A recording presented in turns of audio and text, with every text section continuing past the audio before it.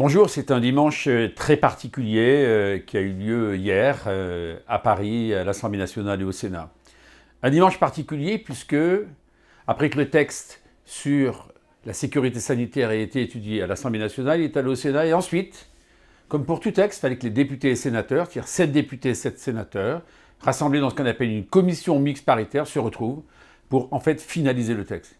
Et je tiens à vous dire, puisque j'étais membre de cette commission mixte paritaire, qu'il y a des efforts qui ont été faits par les sénateurs, par les députés et par le gouvernement.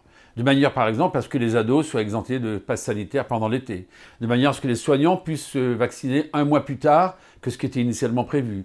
De manière à ce que les limites de 50 personnes pour les rassemblements ne soient plus le chiffre qui allait être celui qui serait retenu à tout moment, mais on a gommé tous ces chiffres. De manière à ce que les passes sanitaires, on le demande à la fois sur les terrasses des restaurants, mais également à l'intérieur. Sinon, d'ailleurs, c'était un élément de concurrence déloyale pour les restaurateurs qui n'avaient pas de terrasse extérieure.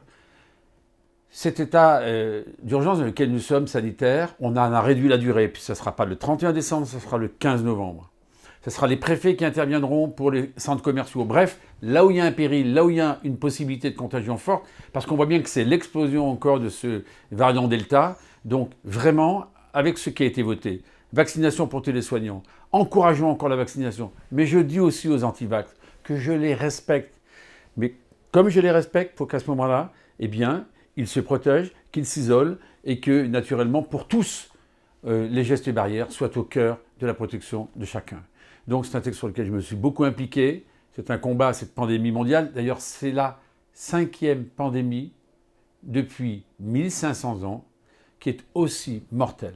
Donc franchement, restons unis, restons solides, restons solidaires pour qu'on puisse enfin en sortir et on aura l'occasion malheureusement d'en reparler.